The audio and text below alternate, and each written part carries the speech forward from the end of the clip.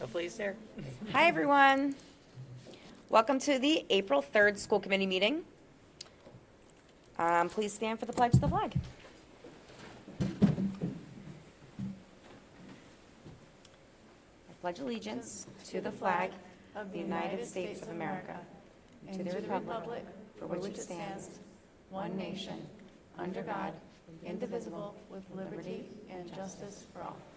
Thank you. Is there anyone in the audience this evening that wishes to make a public statement? Okay, no public statements, so we'll move right on to our reports and presentations. And our first student advisory report is about the career fair at Bourne Elementary School. I would like to invite up Michaela Newman and Addie Young to talk about it. Hi, Michaela and Addie, you can go right to the podium so they can hear you. Hi.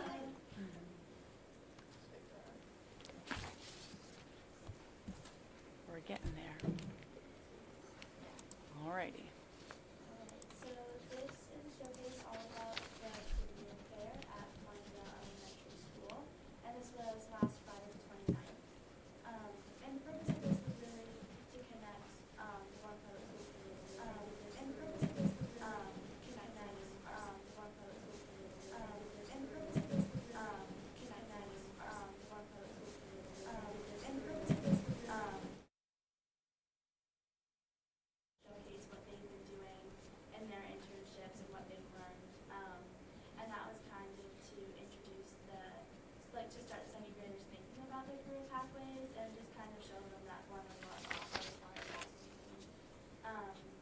and so throughout the past 2 months or so, the interns have gone to BES about 2 times plus the showcase to work with their grade 2 buddies, and they got to pick what they wanted to focus on, and they just worked on creating different things in that area.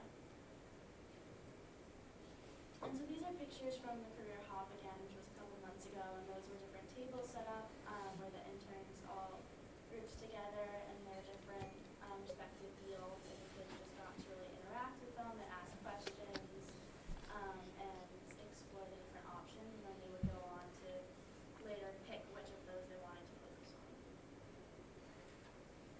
And so this month, to kind of build off the career hop that happened a couple months ago, we finally got to be able to showcase the student careers. So as Michaela mentioned, the students were matched up with their second grade buddies, and they got to learn all about the job. They got to write their own resume and learn about the job and got to display it to the community. And so there was a lot of different community members there. Parents got to come. We actually had a state rep there. And yeah, and so they also got to dress up in the attire that they would wear in their career. So there's some pictures of that. Lots of police officers. Yeah. And here's the different career paths we represented in the career fair. So there was students that were interning for police, there were students that wanted to be teachers. We also had communication and philanthropy, business, real estate, healthcare, life sciences, design, sports management, and athletic training.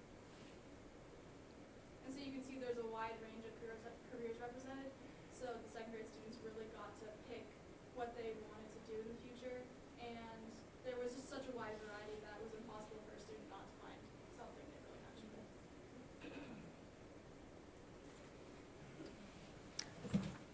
I know I always say that I'm so impressed by these things, but I could not believe this career fair. It was so amazing and so impressive. Not only were the seniors, the interns, just working so well with these second graders, but you could tell how much they had already interacted and already worked with them to create little slideshows and to just teach them about that career pathway.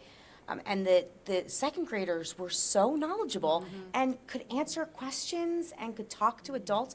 It was so impressive. I loved it. I thought it was great. I went home and called my sister. I was like, "You're not going to believe this. I just went to this career fair in second graders." It was wonderful. But thank you to Lisa Dix and to Liz Carpenito, because I know, and Anne-Marie Strode, of course, right? Because they put in so much work for this. So. Something that was unexpected that I don't know if any of the interns knew about when we got there, but I don't know who was in charge of it, but thank you. It was well appreciated. The tables that were all set up and everything that was on them, and they had all different things for themes. So at the life science table that I was working at, they had a sign about the importance of waste and using reusable straws. And so there was tons of different reusable straws on the table, all science themed. And the two buddies that I had, they were so excited to just tell everyone about it and hand out the straws. That was the big thing. Everyone was so excited, and it just added another layer of excitement for everyone. It was really appreciated. And that was some very early morning work by Principal Carpenito. And she was assisted by Frankie Carpenito as well. That's great. Anyone else have any questions or comments? I really hope we do this again next year because I'll be senior next year. Oh, absolutely. It's an amazing opportunity, guys. Like, I think that's like so exciting to like really connect with a kid in that way too. And so I hope we should continue. Yeah, and I think like being a second grader, like if it had been done when I was a second grade, I think that would have been really exciting for me. Like something that I would have really appreciated, and I think as like young people in general, but especially at that really young stage, like attention from older kids is like everything. And so I think that kind of really draws people in.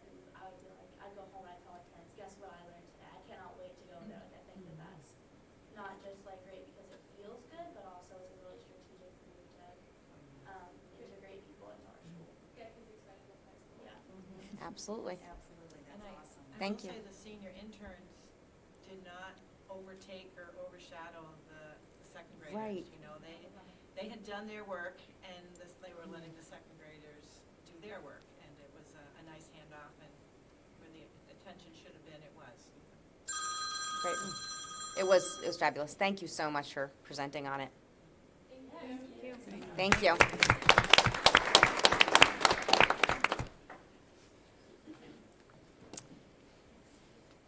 Okay, so did you have anything else, Mac? Okay, great. Bye, thanks, ladies. Thank you so much. For my announcements and correspondence, the only thing I had was that the Day on the Hill, let me find it and pull it up. I know I saw it in here somewhere. Here it is. And any school committee member that's receiving emails or newsletters in the mail should have gotten notification of this, but May 6th is Day on the Hill for mask. So if you want to join many other superintendents and school committee members and advocate for more money, go to Day on the Hill. All right, turn it over to Dr. Joe. Great, thank you. So our first special topic is the BHS DECA presentation, so I'd like to welcome up, is Miss Maurice here? Yes, I'm sure you were, and your many students, and I will just let you take it away because I believe you're very well poised and prepared to tell us all about it. Please give me a head nod if I don't keep up with your slides.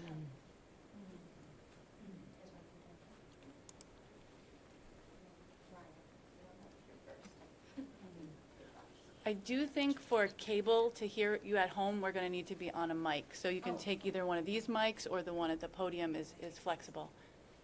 Just to make sure folks at home can hear you speak. So, how does this work? You just have to talk near it. Just talk. Okay. I press, wait. Don't You don't have press to the anything, you thing. just hold it, you don't even have to put it close to your mouth, you just talk. Oh, okay. So, hello everybody. I am the 2023 to 2024 DECA chapter president, and my name's Ryan Wickets, first of all. But I'm really excited to be here because, like, I found DECA to be a really valuable experience, and I want others to be able to share in that experience in the future. And also, I'm here with our executive board.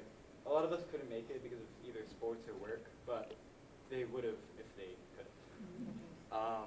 I'm going to pass this to Abdul now, and he's going to talk a bit about what DECA is.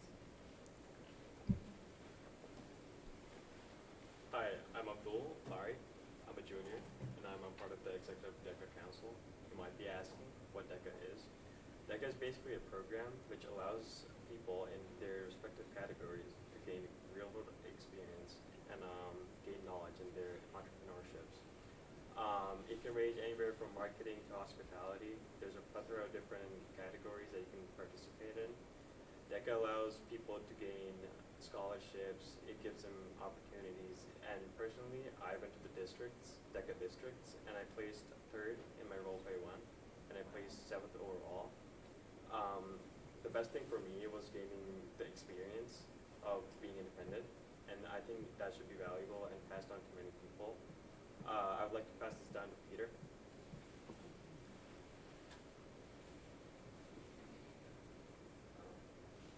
Hi, my name is Peter. I'm a senior, and I competed at districts in the hotel lodging management category, and then I continued on to states where I competed in financial consulting. So Bourne High School DECA is newly formed, and we've amassed over 30 members in the first year of being an active chapter, and the members span from all the grades in high school from 9th grade through 12th grade. Throughout this time in the year, members have done everything from competed to fundraise and volunteered, and also attended trainings and workshops and met with many community members. Whilst doing all this, everyone in the chapter has also developed many valuable transferable skills, such as but not limited to self-initiative, personal communication, collaboration, time management, and project management. And now I hand off to Scott. Hi, my name is Alexander Stowe. I am the Vice President of Career Development for the Bourne High School DECA chapter. I competed in apparel and accessories marketing, placing 7th in my category in districts. And then I went on to compete in integrated campaign marketing campaign event for Big Nick Drive with my partner Muskan. And we are actually actively participating in Big Nick Drive through DECA. So starting in the fall of 2023, we were a brand new chapter, so we obviously needed members. Recruitment involved Mrs. M and her classes, kind of pitching them all, and that's actually how I got involved through her personal finance class, as well as in the beginning of the year we had a career club fair where all the clubs of the school had booths, and students were able to come and see what all the clubs are about, and that's how many students learned about DECA.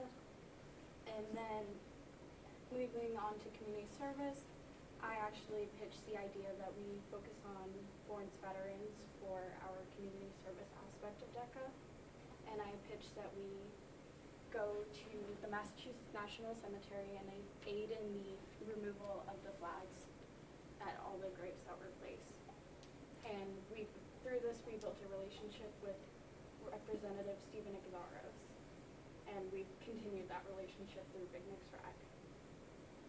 And then my role as director of competition, I had students do 2 70% exams, so they had to get a 70% or higher to move on to districts, as well as practicing 3 role plays, whether on video or in person. So that's for the fall of 2023. I will pass this on to Muskan to discuss more of the winter. Hi, I'm Muskan Patel, and I will be talking about the fundraising that took place with getting our first chapter. And so our first fundraiser actually was a Spirit Week sale during Spirit Week, and we were just selling spirit items that would be worn during the pep rally even. And it was a pretty good success for our first fundraiser. And we also want to say a big thank you to NIGRANT, as they have been so helpful with providing us with money to have these amazing experiences, such as going to districts and states. And more about our chapter meetings, we communicate through social media and Google Classroom. It's been an amazing thing to bring everyone together. And as you can see, we have cookie decorating, and we get together to plan our next move as a chapter. And me personally, this has been such an amazing experience. I was competing in marketing communication in districts, and then me and Alex, as she said, we were doing integrated marketing campaign in states, and it was pretty good. It was amazing. And I'll be passing this on to Dave to talk more about DECA Day on the Hill. I'm Nick McLaughlin, and I went to DECA Day on the Hill.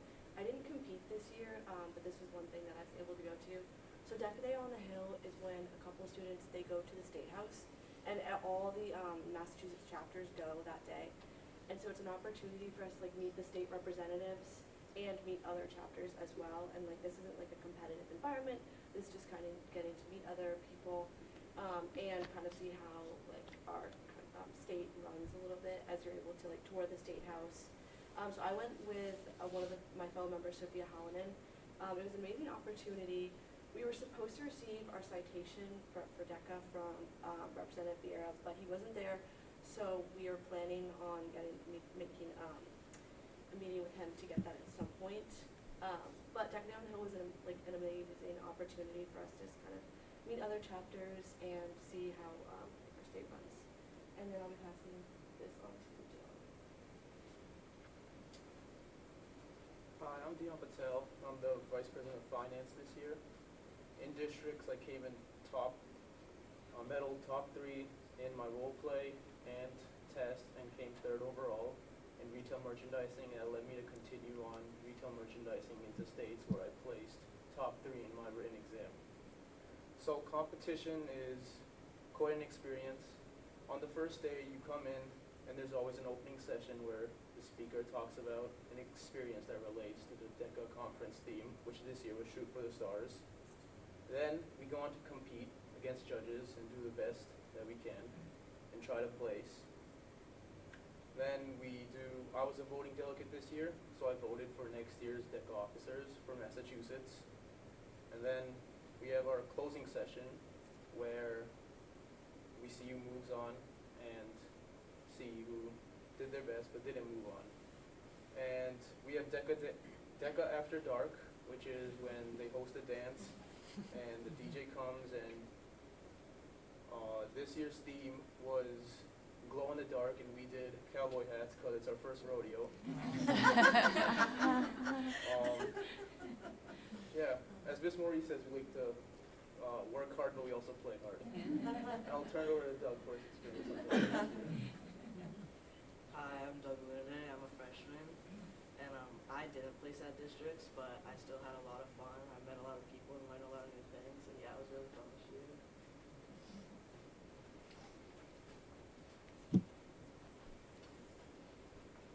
So next year we were given the opportunity to go to ICDC. We earned 6 spots through leadership, like as I mentioned before, recruitment of memberships and then community service activities. So we earned spots through there, and we also had 2 spots from the Quiz Bowl win for Lily Russell and Sophia Hallinan. However, for financial reasons, we opted not to go to ICDC this year. But next year we are asking for your permission to allow us to go to the Ultimate DECA Power Trip in Charlotte, North Carolina in November. The Power Trip is an opportunity for students to go on and take classes about like different aspects of business, like networking and building a resume and how to be a true leader, as well as experiencing different business aspects of Charlotte and meeting colleges and businesses who have booths there. And ICDC is the actual national competition where students from outside of the country and inside of the country go to Orlando, Florida is the location next year, and they can compete in their categories like written or just like there's my category, apparel and accessory marketing, also has a competition there. So it's basically like a higher level district with more people, like thousands of more people. And there's also leadership classes there that students can have the opportunity to take. And it's just a great opportunity to network with other DECA members and meet with like colleges and have the opportunity to receive scholarships and other help. So I will turn it over to Ms. Maurice to discuss the finances of both trips. Hi, thanks for having us. So they jumped on a journey that they had no idea where they were going. And so I'm very fortunate to work with all 30 of them. And they all keep coming back, so they want it. So yes, we tried to be fiscally prudent this time around because they all want to compete next year at ICDC and not just do leadership spots. So I talked it over with Dr. McGuire, and we were thinking that the kids have done the research, and they said, why not Charlotte? We really want to do that. That's where the leadership training is. That's where we learn more about chapter strategy. That's where we get to meet with the colleges and find out what they're looking for. And it's about 60% of the cost of the other trip. And so we just, because they had no idea what they were getting into, nobody could plan. And we only found out March 12th whether or not we had 6 spots. And to do that turn, it literally, everything is hurry up, hurry up, hurry up. And so we just, it didn't seem fair to families, to schools, to the school system, to anybody to try to do that. So we tried to be prudent and think 6 months out, which would allow people time to plan. I will be honest, this is my estimate from being in DECA for 18 years. This is roughly what it costs. Of course, inflation changes things, and you don't know until you find out how many kids, exactly where the breakdowns are going to be with lodging and or travel and ground transportation. But roughly it runs about, and this is without the chaperones or advisors built in, Charlotte is 4 days, 3 nights. There's only about 2,500 to 5,000, depending how many chapters decide to go. So it will be held at the Westin in Charlotte, and they usually have 2 more very local hotels that host the lodging as well. And the kids will always be in that event. They will tell you, like at States, they couldn't leave the complex. They get a little dried out. You get a little like dehydrated because for 3 days you're in the same building. And DECA has built in. They have they have EMTs there. They have special security. There are rules. They will tell you there was curfew. I was sitting in the hallway. I know Dr. McGuire's been there, done that in her former position. So it's very safe. Then ICDC, as Alex explained to you, there's levels of competition, and I love that these guys weren't only about the competition, that they were also about the other tenets of DECA, but partly because they didn't know, but now they know, and I think part of, we did a survey after that I presented to Patty Parker about the learning opportunities and things, and one of the things that the kids said is they loved the idea of competition. They loved that right? Am I wrong in saying that? Like, everybody's hungry to get up on that stage. And when they're not, they're even more hungry to do better for next year. And in their defense, they didn't know what they were getting into, so they really didn't know how to get ready for it. And this upcoming year, they will. So ICDC, it is so large now that there are only 3 cities that can currently host us. There were 4. It's Anaheim, Orlando, Atlanta, and it was Nashville, and it soon will probably be Nashville again because they're building up so much. So it happens April 25th through the 30th. That number is not incorrect. There are 18,500 students that participate. It's in the giant convention centers. Some are in the leadership, which we opted out of, and then the other 7,000 to 9,000 are in competition. Everything from the writtens to the series events that the kids competed in. It's 6 days, 5 nights. Our hotel has not been announced yet, but all of Massachusetts DECA, anywhere from 800 to 1,000 members that place and earn leadership will all be in the same hotel. It is at the Orange County Convention Center. We actually, the first day, in my experience, we've gone down, we've cased the place to know where the kids have to be, when they have to be there. They're always in a buddy system. I'm always down there, or if I've got to go back and get the next group, but again, super safe, really supervised well. That is the approximate cost for that trip. A lot less, probably a good $400 less than what it was for Anaheim, because the flights were very expensive this spring. And with that, so that is the ask. Again, thank you to the NI grant for supporting us financially. Families did put up significant amount though, and particularly those that went to districts and states. And I think these guys deserve a round of applause for really sticking it out. The good news is that we have so many kids that are asking them and me, how do I do DECA? So we're excited about that. And with that, I'm going to turn it back to Ryan. Thank you. You're welcome. Hi again, everyone.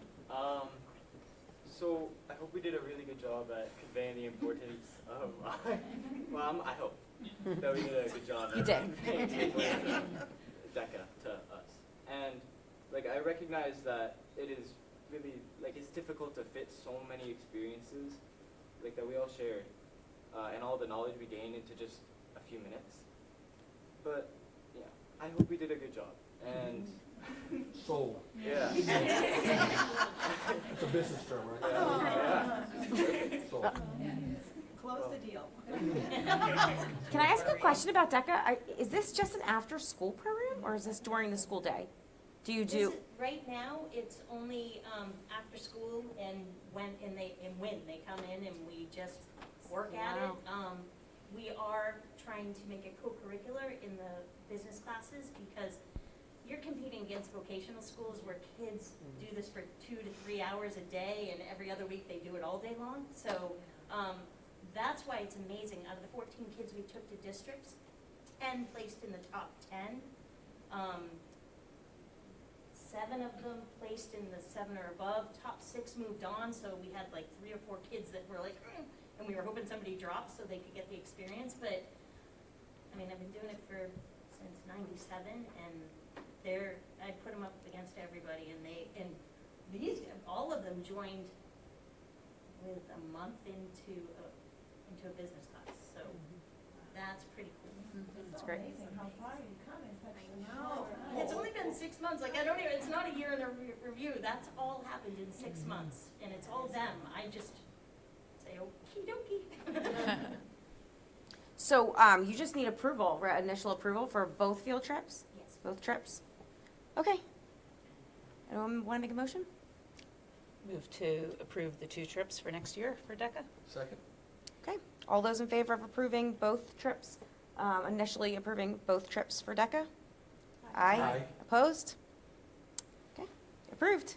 Thank you. Great job. Thank you so much for coming in. I do have one more question. Is this presentation is so good. I didn't know what DECA was before this year, and a lot of parents of middle school friends of mine ask, what is DECA? Is this something that can be shared out with all of the middle school parents? Absolutely. Because it was it was very clear, and it really explained a lot. So it was a great presentation. Great. Yeah, feel free. Great. And I mean, we're more than welcome to go to the middle school and talk about it, because it only is job security. Sorry. Let's be honest. Shameless. Thinking like an entrepreneur.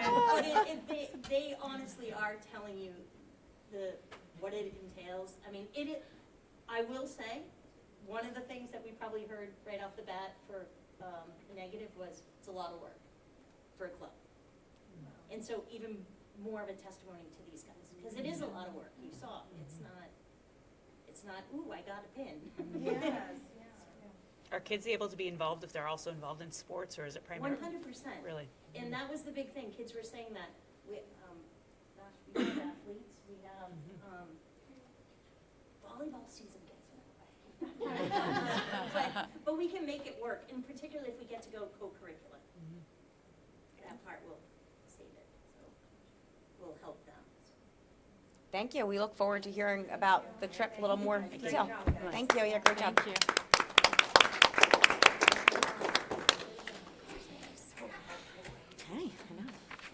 Okay, I have a very brief update on the strategic planning. You do have this in your folder. Thank you all. I really appreciated that. Thank you so much. And then we'll get to our next really great presentation. So just to keep everyone in the loop and full transparency, we did We did have some surveys that went out in February and March. One was a staff survey and one was a community survey, so I just wanted to report really briefly on that. But I really wanted to start with one question that I got a few times. Why are you asking us these questions? Why are we doing this? Why are we thinking about this? I feel like we should just settle in and keep things as it is. So I wanted to answer that big why with the fact that even though I look at plans all the time and strategic action plans, not everyone does, but the next school year will be year 3 or the final year of our DSAP, our District Strategic Action Plan. And if you recall, 4 years ago, there were surveys and focus groups and everything to kind of form that. So we're kind of getting, I wouldn't want to say ahead of ourselves, it feels like the right timing to really start thinking about strategic planning again, thinking about what this district needs. Whether we'll act on these thoughts or not, we just need to really start to have these conversations. So what we're going to do with this, to talk about the timeline, we had some surveys and community input.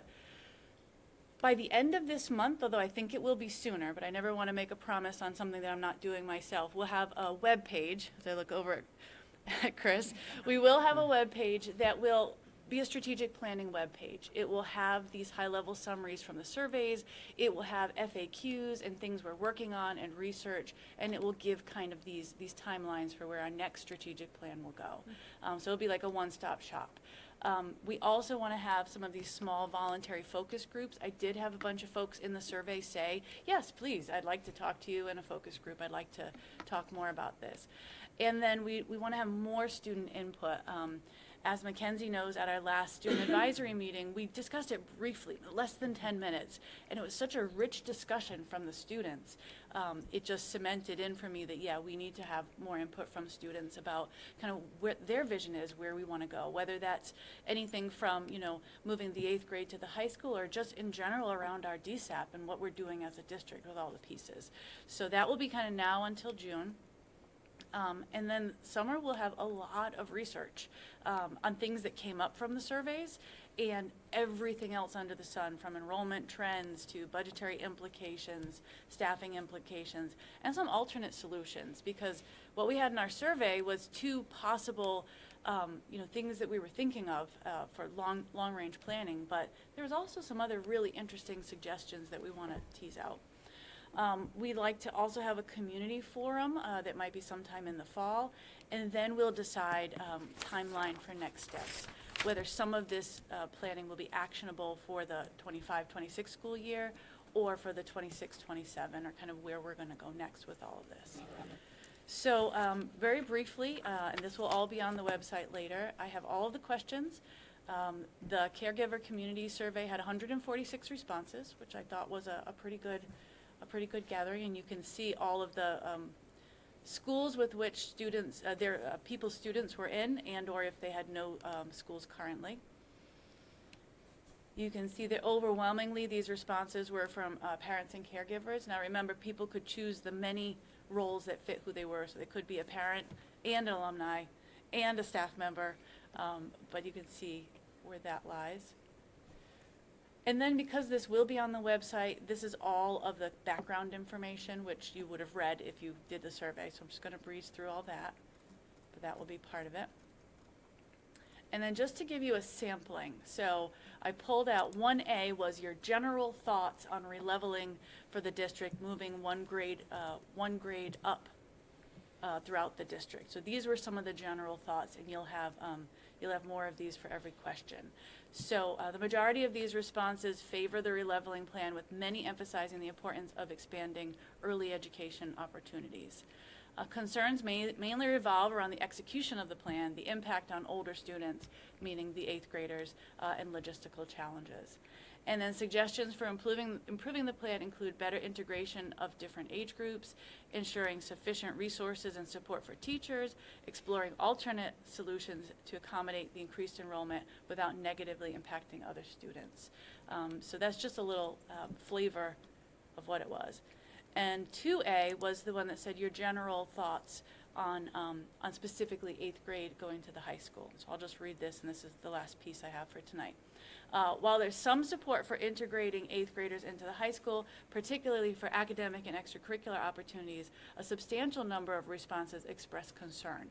The primary concerns revolve around the social and developmental impacts of 8th graders, the potential for negative experiences, and the logistics of integrating younger students into a high school environment. In essence, folks talked about how will they be separated, divided, how will 8th graders still have their experience, an 8th grader with a 12th grader. There was an awful lot of that in the raw data responses. And suggestions from both supportive and neutral or mixed responses include ensuring proper separation or specialized programming for 8th graders within the high school to mitigate some concerns. So, like I said, this there will be a webpage that will have a summary for every single question. It kind of condensed all the answers into one. And then I'm happy to share the raw data with the school committee if you'd like to see specific responses. But yeah, that will be there. So for the staff as well, here is the quick. We had 62 responses. You can see the schools they were affiliated with. Again, this will all be on the website. You could see the position or department. So that was overwhelmingly a teacher response, 79%.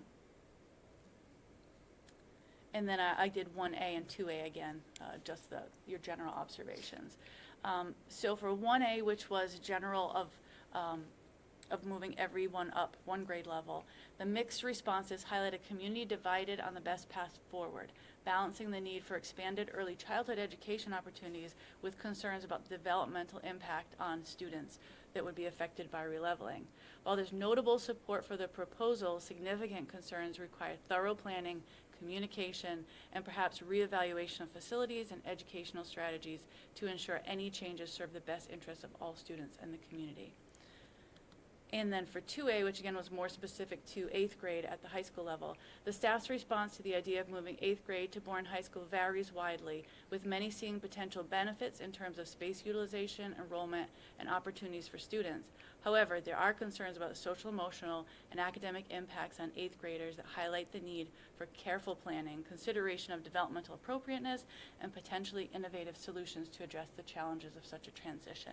It's really important to note that especially our staff have been through a major redistricting when we opened Bourne Intermediate. So they're very keen to point out all the many pieces we need to look at. So rest assured, we're going to be looking at all of those pieces and then decide is this a viable path forward? Is this what's right for kids? So the last thing I'll say before I would like to kind of put Mackenzie on the spot to highlight the little conversation that we had. I want everyone to know that we're going slow. This isn't an overnight thing. There will be no changes to any of our grade levels for this fall, and maybe not even the fall after. But we really want to look at all these pieces really carefully to know that whatever we have planned for the year after and the year after, that we're really leveraging everything we have to make sure it's the best experience for Bourne students. And we feel it's our obligation to look at all of these things and really do our research. So, Mac, if you wouldn't mind, I really enjoyed that brief conversation we had, and I'd love to hear from you or from your group, what other ways we should involve students as part of this discussion. So we talked about how, our concerns for this was also had to do with social and how, there's a big maturity difference between, an 8th grader and a high schooler. But also, a relevant news that we were discussing as well was vaping in the bathrooms is a big issue that's shutting down a lot of the bathrooms, and it's a scary thing to think about putting 8th graders into a situation where it's not that the 8th graders don't know about issues like that, but it's they're more integrated into the problem that concerns me as someone outside the issue and sees that's stressful and scary to see. I feel like for a couple of the girls there, it was the first time it being mentioned. A lot of kids aren't aware that the releveling is a conversation. I feel like it would be important to not only talk to the older kids, but to also talk with the freshmen right now. As kids that are going through the change, could they have handled what they've gone through in the past year and dealt with the environment that they're in right now a year earlier? Where it's fresh on their minds and it's most recent and up to date. I think talking with the current freshmen would be a very wise decision. All right, Thank you. Thanks for letting me put you on the spot, too. Of course. So more to come. I do hope to give an update, if not monthly, then, whenever there's new information. And so for the next piece of my report, which is probably one of the biggest pieces, I would like to, in a moment, introduce our new BIS principal that will start on July 1st. But first I want to turn it over to Dr. Starkey to talk about the process. So I want to thank Dr. Starkey for shepherding this whole process through. An awful amount of thought went into it and intentionality, but also the many, many staff members and parents and students who were part of it. So not to steal your thunder, but if you wouldn't mind. Thunder stolen. So the very first thing I did when Dr. Joe bestowed this task upon me was to meet with Jane Norton and speak to her about the building and from Jane's perspective, what type of person she thought would take over the reins at Bourne Intermediate School. And it was a great conversation. Just for the record, Jane did cry. And then shortly after that, I put together a survey and sent it out to parents, caregivers, and staff at BIS so that everybody had an opportunity to share their input. We also sent that survey to grade 2 parents, right, Principal Carpenito, to hear from them as well. Shortly after that, we established a committee of 12 people, which included constituents from all across BIS, and Chair Berry served on the committee as well. Principal Carpenito and I developed a candidate profile based on all of the information we gathered from the surveys and from speaking to Jane. We posted the position, screened applicants, and then that search and recommendation committee of 12 people interviewed 10 candidates. Each of those interviews took approximately 45 minutes. Every candidate came with a 5-minute presentation that responded to several prompts. And then at the conclusion of those interviews, we had 5 candidates that we were moving forward in total to round 2. Round 2 contained site visits, or was constituted of site visits to either folks' current locations or to speak to previous constituents who had worked with them in leadership roles. So 3 candidates accepted that opportunity. So we, a small subset of our committee of 12, 5 of us, conducted 3 site visits, 1 of which was virtual and 2 on ground. At the conclusion of that, we had 2 candidates remaining with us, and we had those 2 candidates come to BIS and meet with, as Dr. Joe said, a number of constituents, groups of administrators, parents, teachers, ESPs, AAs, everybody from the district, and probably one of the most important groups, the students in the building. So we had 18 students who represented the many voices here at BIS. I thank Principal Carpenito for her help in preparing those students and their teachers for sacrificing a little bit of instructional time so that the kids could interview the candidates. They met twice. They developed their own questions. They made, well, first they made their own candidate profile, which was adorable, and then they developed their own questions, and then they took part in that interview process that afternoon. And then based on parent, caregiver, student, staff, committee feedback, we moved both of those candidates on to meet with Dr. Joe, and then Dr. Joe, Jordan Geist, and I met with those 2 candidates. And then after 6 weeks, Dr. Joe brought the process home and offered the job to Noelle Colbert. who I think we are inviting to a podium right now. So come on up, Noelle. They have your resume, but if you wouldn't mind telling a little bit about yourself, maybe about the process, and Sure. welcome. And I'm hoping this is on. It's on, yeah. So not to also then sound redundant, first I want to thank you all for having me here today. I would like to thank Dr. Joe for this opportunity. I'm thrilled to have offered and accepted this position. I do want to also reiterate a great thank you to Dr. Starkey. In all of my years in education, I have to say I've never seen such a thoughtful, thorough process that had been put forth for this, so thank you. And to the entire BIS school community and administrators who sat in on my interview. Again, I have never seen as many volunteer to come to an interview process. I think I probably met, I'm going to go out on a limb and say over 40 people in one day from the entire community. So thank you to anybody who had come. I know you have my resume there, but just a little bit about myself. I am originally from the eastern part of the state, so getting back is been a long time coming. I'm a mother of 3 daughters. My oldest is off to college next year, and my twins are in 8th grade currently, and will be entering high school in the Cape next year, and they're super excited to play lacrosse. They've heard phenomenal things about lacrosse programs down this way. I have been in education for over 20 years, both as a special ed teacher, an ELA teacher, a vice principal in middle school, and then an elementary school principal out in Agawam, Eastern Mass. It's 2 miles from Six Flags.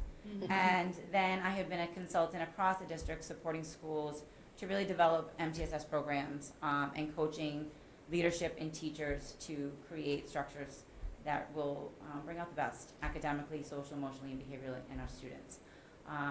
And so that is me in a nutshell. I have to say I am thrilled to be here, and my family is super excited, and my dogs, who the children met virtually on my pictures, my 2 labs are thrilled also to be ocean beach dogs. So thank you all for having us all. Thank you. Oh. Oh, not another crier. That's a requirement, right? Yeah. But I don't want to take your moment because this is definitely yours, but I also want to thank Dr. Starkey and Dr. Joe for the thorough process, because you may have heard it is my baby, and it's, I wanted to make sure that it was in good hands, and you can just tell from all the comments that you are the right person. And so I just wanted to make sure you had a little bit of bling before you started. Do you mind if I? No. Oh, okay, great. I'm stealing your meeting. There you Wanted go. you to have. Oh, I was going to ask about sweatshirts and t-shirts. And make sure that my daughters don't take them, because that's what teenage daughters do, is they steal things. Just wanted to say one. Oh, Aw. thank you very much.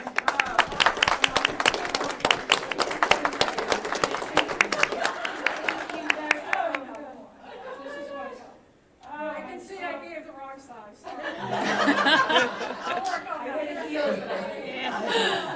Oh, that's great. Oh, thank you. No, I will wear this with pride. Thank you very much. All right. Thank you. From the students, I would like to say thank you guys. It's always very clear with this change in principal and the change in principal last year that through the processes that everyone really cares about the children and the students and what everyone has to say, that it's really hopeful to see all the processes go through and hear everyone's being included. So thank you. Our pleasure. That's what it's about. All right, so many warm and fuzzies, but now we have more reports. Dr. Starkey is back up, so let's hear more about teaching and learning. Since we met last, we had an early release day in March. As usual with our early release days, there were a myriad of activities across the district. I'll highlight 2 for you. One was an opportunity for our K through 12 math teachers to be together, which doesn't happen too often. So we were able to pull that off on an early release day. Allison Mello met with the group and reviewed the vertical curriculum alignment of our math from pre-K to 12. She reviewed common themes, she reviewed common vocabulary with people, and talked about the math workshop strategies that are being employed grades K through 5, and we'll be continuing that work in May when we have another opportunity to bring everybody together. And also of note was a visit from Pam Kasna, not Laurie Kasna, who I typically talk about. Pam is Laurie's sister, who is pinch hitting for her for the day, and received rave reviews from our ESPs, who had an afternoon discussing unconscious bias and how to avoid those things in the classroom. So I'd like to recognize also Kyle Slavic, Pam Fasciani, Stacy Strassel, and Kate Hartley, who conducted behavioral and de-escalation strategy workshops for more than 80 of their peers here in the district, so they deserve some recognition for their activities that afternoon. And I'd also like to acknowledge Lisa Dix, Jesse Clements, the principals, and Kristen Donahue, who are always an integral part of planning any of our professional development in the district. Stay tuned. We have another day and a half of PD coming up in May. So there's an early release May 23rd, and then a full PD day on May 24th.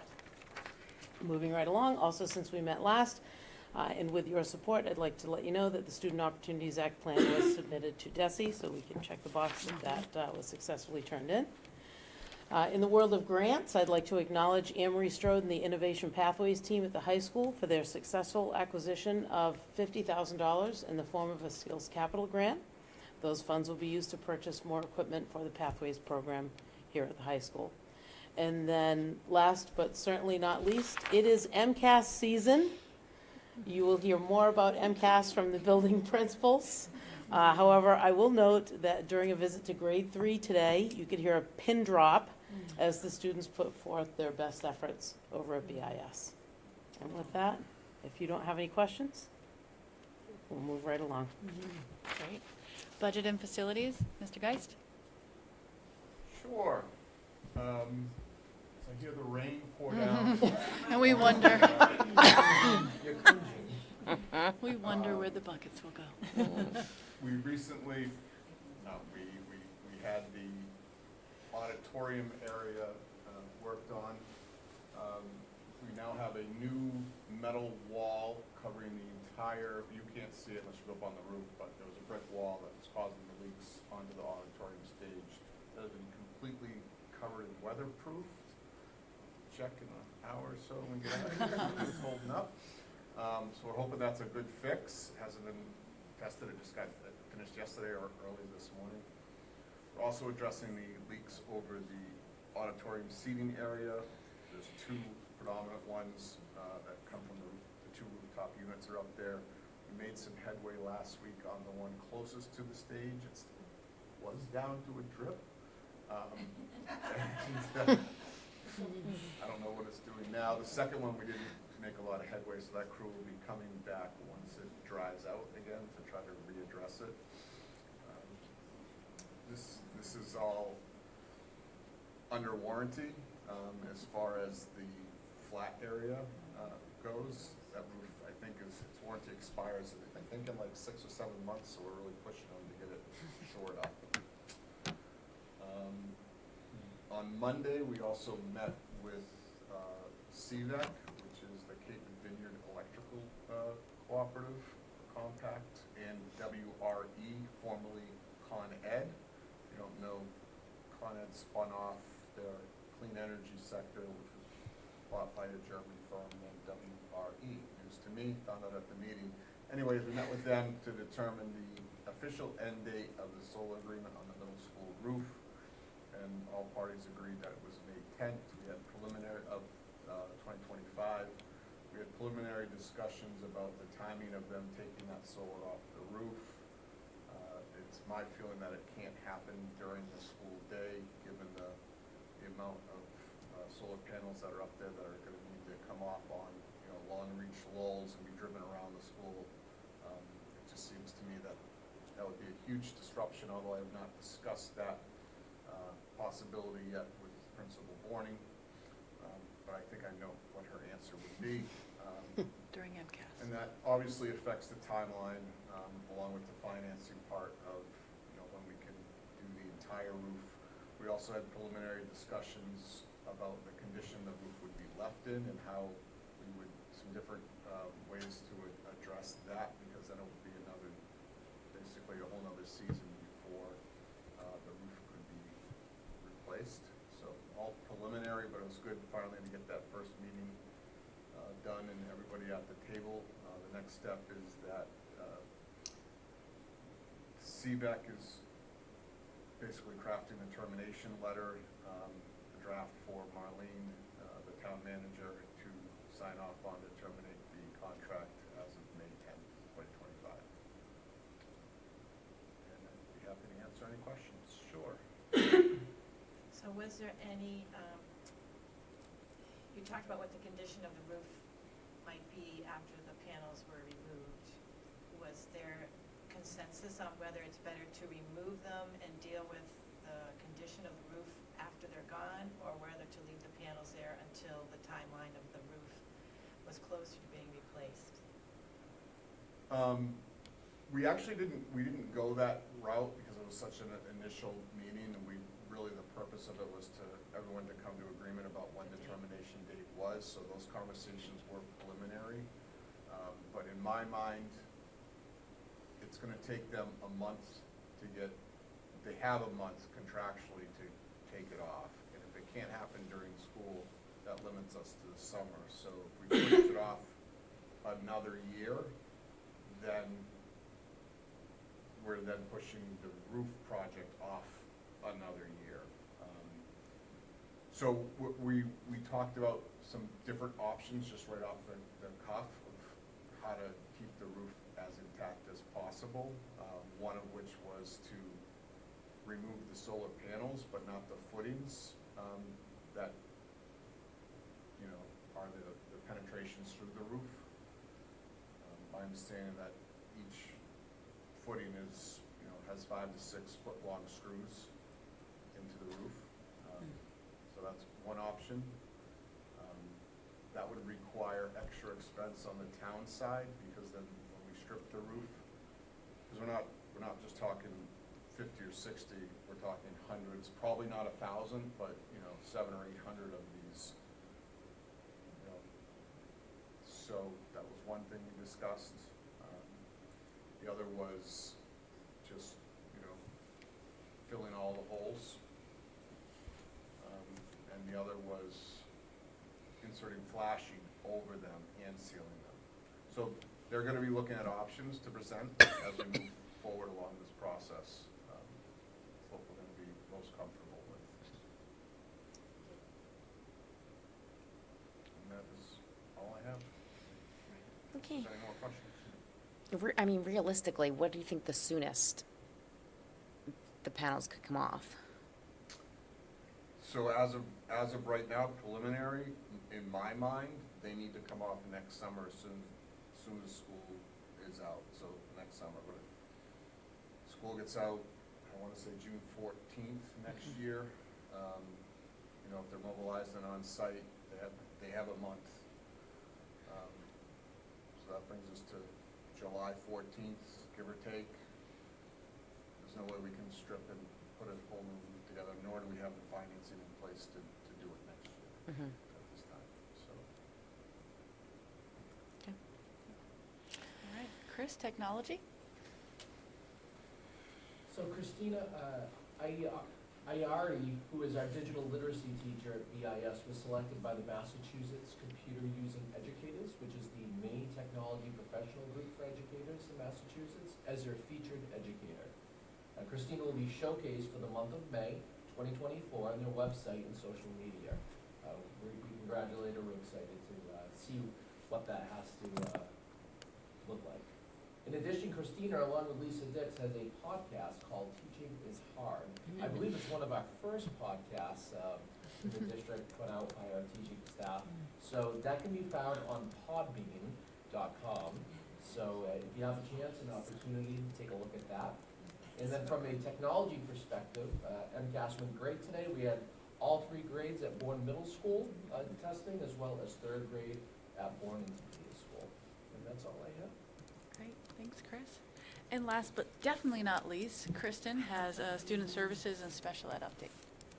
So starting with huge shout out to Maura Jenker, who hosted Kid Fest last Monday. It was great. Special thank you to the pre teachers and paraprofessionals who volunteered and ran some stations for all the activities for the kiddos. It was a great community forum. The kiddos were engaged, the families got some resources about some support development community. So that was great. Also in March, we recognized World Down Syndrome Day, and that's with Crazy Socks. Just so you know, we use Crazy Socks because it is supposed to be correlated with the shape of the chromosome, the additional chromosome. So that's how that all started. So thank you to everyone who supported that. It was fun watching kiddos and staff with their funky fun. Then one of the last is Jessie has finally accepted the recommendations from the Department of Public Health regarding the new COVID protocols. So I met with the nurses, and basically the new guidance is common sense and consistent with the messaging that we use for our students. So if you are fever, if you've been vomiting, all those kinds of things, 24-hour symptom-free. So that is what has been decided, and what we're going to be enforcing. If someone is known to be asymptomatic with COVID, those individuals are encouraged to continue to wear a mask and make good choices, but it is all very individualized. The only exception to this are our nurses. Nurses are still classified as, school nurses are still classified as health agents. So if they contact COVID, they are out for 5 days, and then 5 days must be masked, which done good. Hopefully they remain pretty healthy. And then just finally, we did learn that we have a third TFM for the district for pre-K. So we have 3 indicators that we'll be looking at once the portal opens, starting tomorrow, I believe, in a new system. So I attended that training, and we'll start to upload our data and get that processed. So all good stuff. Great, thank you. And Alphabet Soup, TFM, tiered focus monitoring and review. Basically, we get asked a lot of questions, we upload a lot of things, and they tell us how we did. But it's a really long process, so we always say it with one of these smiles, like, oh, we've been chosen, great.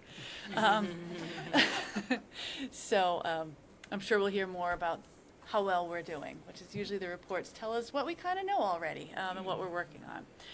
So now we'll turn it over to our principals, but first I'd like to tell you about a district-wide event coming up, which is Purple Up Day.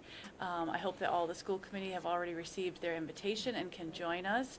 So April is month of the military child, and Friday, April 12th is Purple Up Day. And it's not purple because Bourne loves purple, it's purple because it is the color when you mix all of the military branches' colors together. So it is an official federal military color.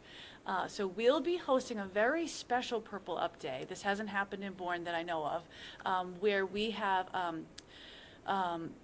MIC3, which is the military, oh my, it's too small for me to see. It's the commission I'm on, I should know what it stands for. But it's the Military Involved Children's Commission, and we'll have the commissioner, Admiral Clark Orzilli, will come and read the governor's proclamation as part of it.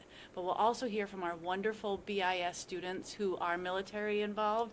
We'll hear from our singers, and we'll also have some really honored guests. So I'm excited to see who's going to RSVP, but they are rolling in. So I hope some of you will join us. There'll be a small reception after. So it's a district-wide event to highlight all of our military families, but we're focusing the festivities at BIS. So with that, I think we can start with the rest of our past events report and upcoming events preview. BES, we'll start with Principal Carpenito.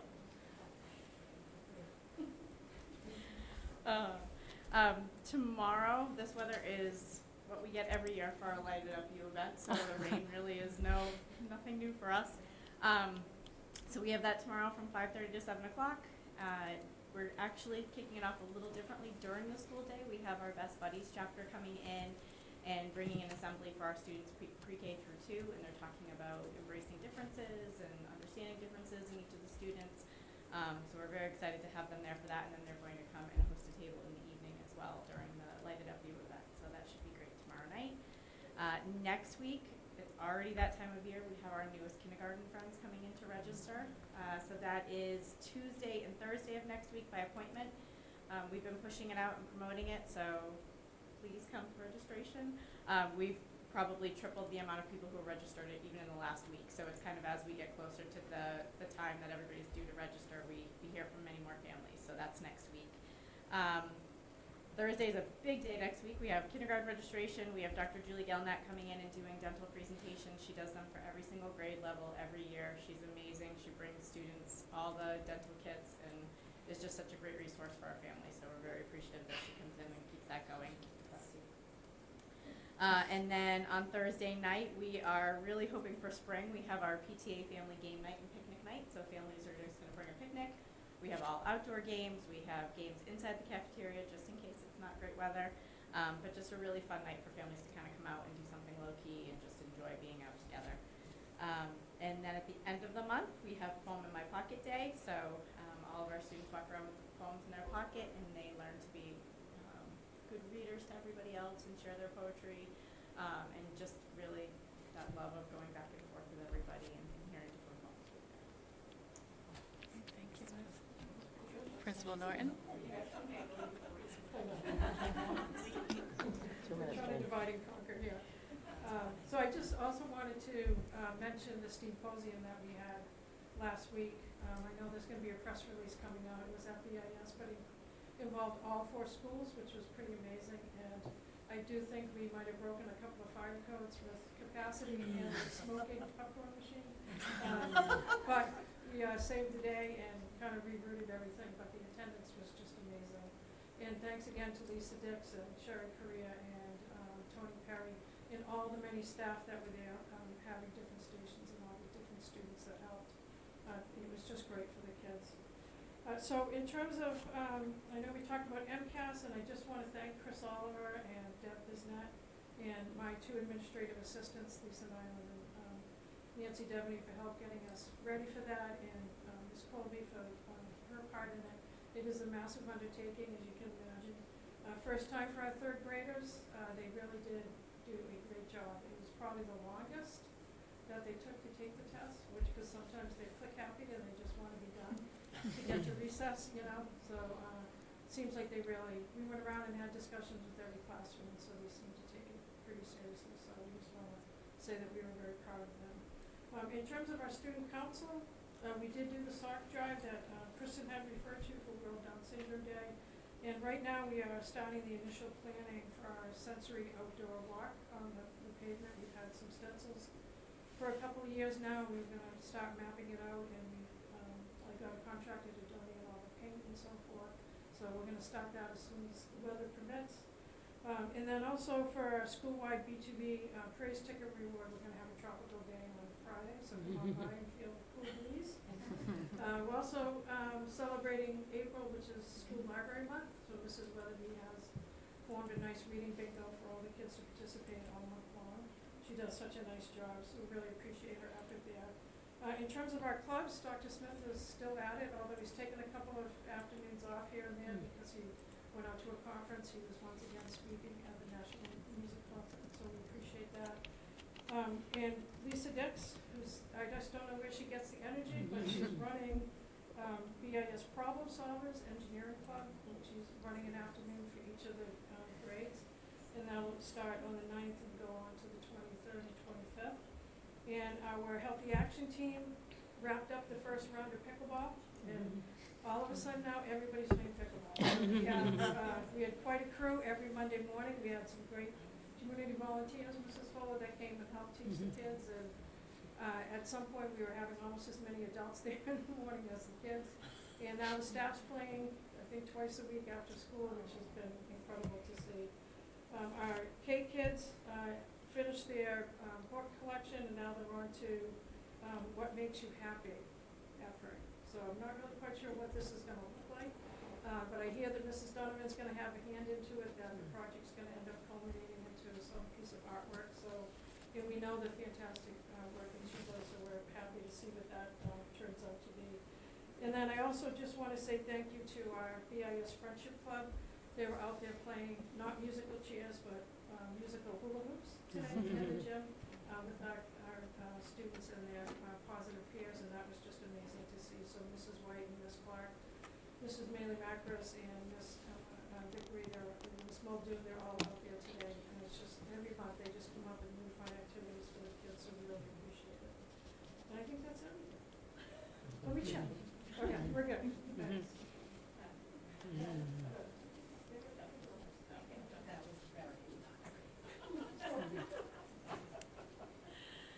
Good evening. As usual, we've had a busy few weeks at BMS.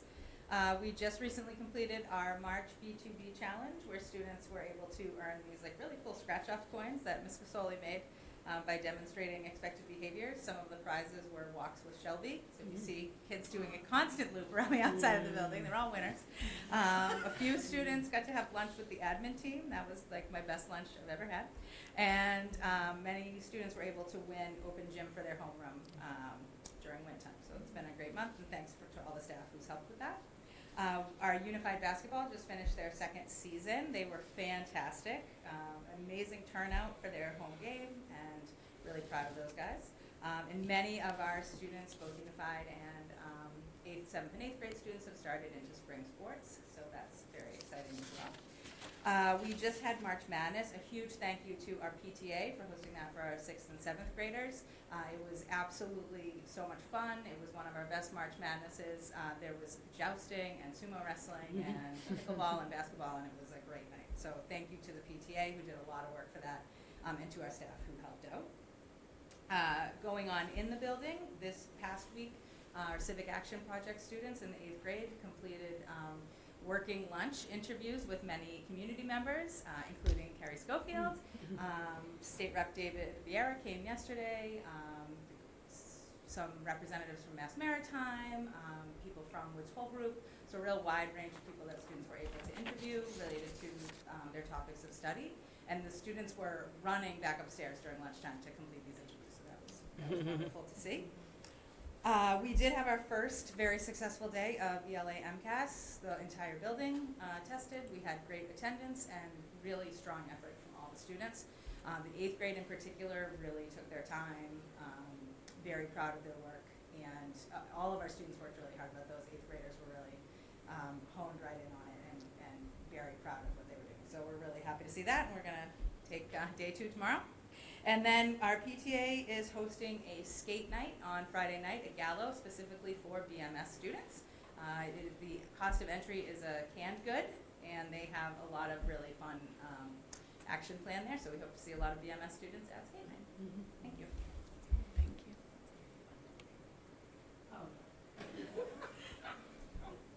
Way. You say I'm the longest. I don't know about that. We just have so many wonderful things going on at the high school. We got spoiled in March, where it was so fun to be a canalman. From athletics to music, DECA to drama, so many students saw their hard work and dedication pay off, as so many events ended in recognition and accolade for our BHS students.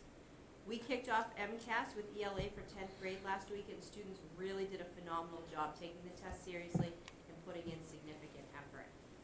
Next week, we're planning our Quarter 3 B2B recognition event, which will take place. The event is a surprise, so students don't know what's coming up, but we are hoping to bring continued energy and excitement around students and staff who show our B2B core values and to encourage positive school culture and spirit across the building. At the end of the month, we have both the 2-night, highly anticipated cabaret music event on the 25th and 26th, and also the BHS Art Show, so that students and families can see all of the amazing work created by our high schoolers. We're also going to pair those 2 events with Hidden in Plain Sight, where a teenage bedroom is set up for parents and then staff members as well to learn about some of the dangers that could be present in a teenager's bedroom that parents should be aware of. We're also planning a mock car crash on April 29th with the support of Bourne Police to raise awareness around positive decision making and to decrease underage drinking and driving, particularly around prom season. Finally, we are so fortunate to have amazing assistant principals in the district, and we want to acknowledge their hard work and commitment to helping us meet our goals at each of our schools. Being an AP can sometimes be a thankless job, but it can also be extremely rewarding and professionally satisfying. And our assistant principals have shown work that they should be proud of, because we are extremely proud of them and grateful to have Nathan, Dave, Amanda, and Melissa as partners in crime in our building. So we wish them happy Assistant Principals Day/week, and we're so happy and grateful for the work that they do with us.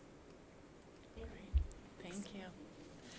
So What a way to wrap it up. That I was know, really that was great. beautiful. I'm just going to check that right Just off. end the because meeting that right was- now. That was so well said. I also want to make sure that everyone sees our district newsletter because it has all this and more. Lots of student achievement in March. Lots of, it was a great month to be a canalman. They all are, but March was really exceptional. I also have 2 more quickies. Enrollment is still open for our summer enrichment camps. You can find that on the website. And it will go out again on Friday to just remind people that these really great opportunities are here in Bourne in the summer. And a new opportunity for families, especially of working parents, our Champions After School program will now have a summer component called Champ Camp. They run this really fun, really engaging full-day camp in most of their sites in Massachusetts, and this will be the first year we bring it to Bourne. So I believe they've already opened up signups. They already have several families signed up, so please save your spot. And I believe it's really reasonable, and they do accept vouchers if you're already involved in that. So really fun things to do. It will be held at BIS all summer. So you will have that nice air conditioning or climate control, not quite air conditioning, and they'll also have field trips planned and many other things. So that finally concludes the superintendent's report. Thank you, and I'd like to make sure that all of our principals, should they choose to, can go on home now because they have early starts in the morning. So, thank you. Yep, Mhm. of course. Definitely. Yep. Not that I don't want to say it till the very Right.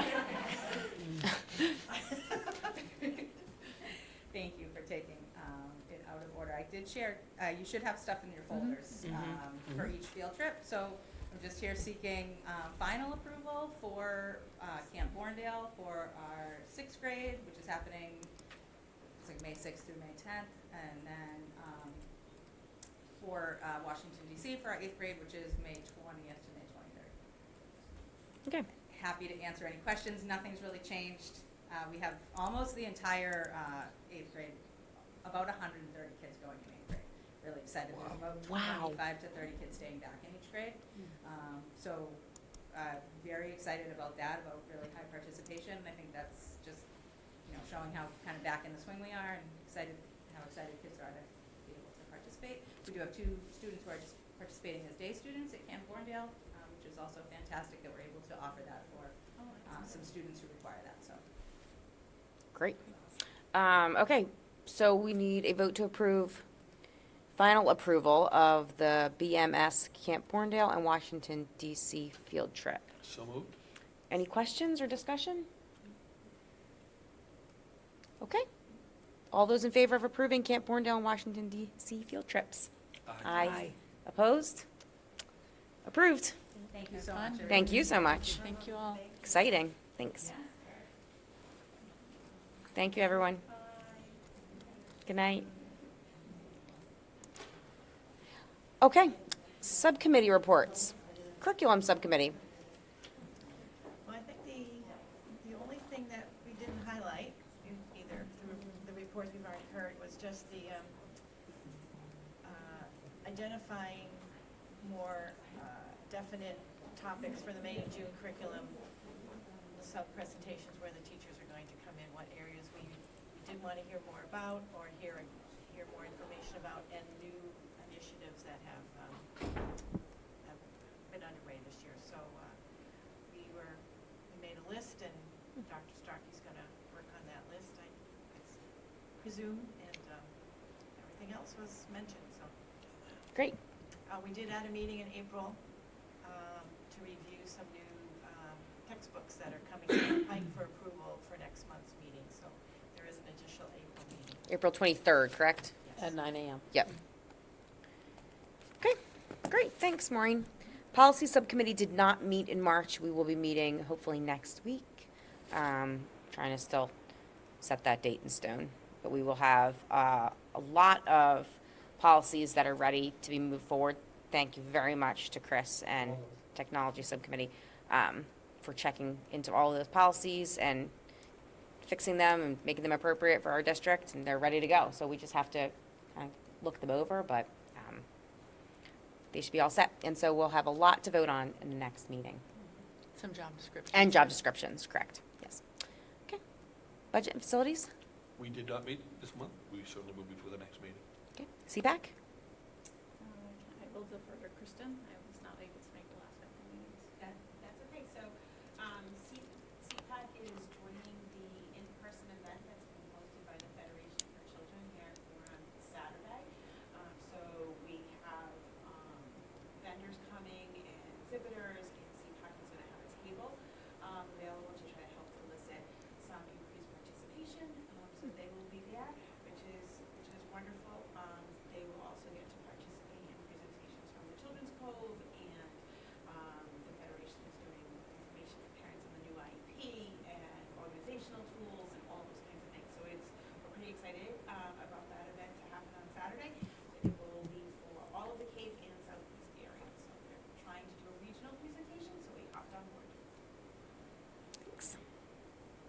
Cape Cod Collaborative?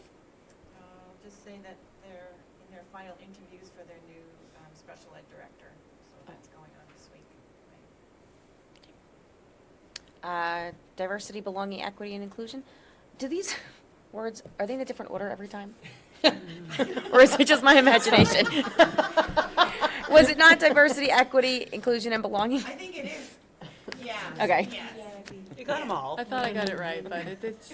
That's all right. Only It's you like- would notice, Emily, that it was out Well, of it didn't order. sound right. We are contemplating a new name for the future, something more impactful, but for Okay. now we're stuck with the letters, yeah. So we had a quick meeting on Monday in regards to the Bourne Celebrates Everyone. We have decided that we want to get some sponsors to try to have, free food trucks and things like that. We have invited the Bourne Fire Department and the Bourne Police Department. We have the Bourne Historical Society coming. They're secured and they're wearing their pilgrim costumes. I'm so excited about this. They were like, you want us to come in costume? I hope that's okay, right? Yeah. Oh, I'm so excited about this. Yeah. It was a good one, I thought. But, yeah, so we'll have a couple of food trucks there, and again, sponsors to kind of offset prices, and that's about it. We have the book club. I'm not in the book, I'm not really attending I can talk about those. it. So you Sure. hand it over to you, please. Absolutely, no Thank no you. worries. So we had, the DEIB committee, I wouldn't say broke, because some people are on both groups, but we did have two separate kind of paths that we wanted to take for the rest of the year. So the other path is a book study, and I think it was a really great meeting. We had our first book study meeting. We read through the first 3 chapters and just really had some really great discussion around the table, kind of about our own identities, what we saw in the book. People left smiling and saying, "Oh, that was really great," and we had a lot more teacher voices than I think we had in the past. And again, we wanted the group to stay rather small, but by most accounts and the people, I don't want to take credit because I was one who led this one, but I'll be handing it off to Jesse next month and hopefully to someone else. I think it's really a group that's starting to take ownership of itself. So I thought it was a really exciting one. I left there smiling, and so did other people. So we're off and running again. Great. Yeah. Okay. District Technology Committee. District Technology Committee has not yet met this month. We'll be meeting Tuesday, April 23rd. Okay. Anything additional with subcommittees? All right. There was one thing that I forgot to mention in my report at the beginning, the Navigator Awards. So I just want to quickly, before we take our final votes, you have a copy of the Navigator Award, the 2024 Navigator Award information sheet in your folder. And it's just updated this year because we have it open now to eligible staff. So before it was just students who have exemplified achievements in critical thinking and teamwork and creativity, effective written and verbal communication, and responsibility and accountability. But now staff can nominate other staff members for the following categories: teamwork and collaboration, creativity and innovation, dedication to student achievement, and dedication to district improvement. This is going to open, I hope to have the form ready. It's a Google form they click on, so there's already a Google form to submit if you want to nominate a student, but for staff to nominate other staff, I'm still working on that form. So hopefully that will be up and running by next week. And it's going to remain open until May 17th. And when it closes on May 17th, we'll have until the 24th to select the winners. And then they'll be presented at the June 5th school committee meeting. So I'm excited about the little change this year to have a few staff members nominated. And I think we'll probably have to narrow it down, unfortunately, this year because we've had so many, and unless there's just, I guess we have to see the applications, but we had so many students nominated last year, which was fantastic. But I think as a group, we should all look at it this year and really take some time to look at each application and make sure that all the documentation is actually provided and the student meets the criteria. Any questions on that? Okay. And we need just our final votes. So a vote to approve warrants and payroll. So moved? Second? I'll do a roll call vote to approve warrants and payroll. Carrie? Yes. Paul? Yes. Kendallin? Maureen? Yes. Donnell? Say yes. Warrants and payroll approved. Vote to approve regular session minutes from 3/6/2024. So moved. So moved? Okay, all in favor of approving regular session minutes from 3/6/2024? Aye. Opposed? Okay, minutes approved. And then we have a vote to accept the Josephine Lewis Scholarship. So, Dr. Joe, I'll let you explain this one. Sure, so as part of the criteria for the scholarship, when it was established, it had to have school committee approval. So it's in your folder, so you know who's going to get the scholarship, but we're not going to announce that here. So we'd like for you to just vote to approve who was chosen for that, because there is a committee that chooses it. Great. Okay, so we need motion to approve the Josephine Lewis Scholarship. So moved? Second? All those in favor of approving the Josephine Lewis Scholarship? Aye. Opposed? Okay, scholarship approved. All right, that's it. Our student spotlight for May is going to be BIS, Navigator Awards in June. I think that's all.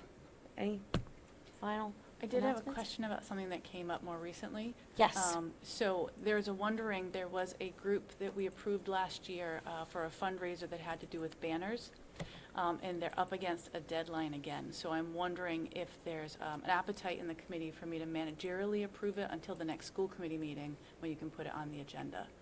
So that they would can go ahead with the fundraiser while, and they don't have to wait until the next knowing it meeting? was approved last year and under the same circumstances. So I think that would be reasonable, as long as I have your blessing. I Yeah, can do I'm that. fine. Yes. Everyone okay with that? Yeah. Yes. Okay. Yeah. Great. All right. Motion to adjourn? Okay, roll call vote to adjourn. Mac? Yes. Donnell? Yes. Maureen? Yes. Kendallin? Paul? Yep. Yes. Carrie? Yes. Meeting adjourned, 7:57 PM. Nice. Job.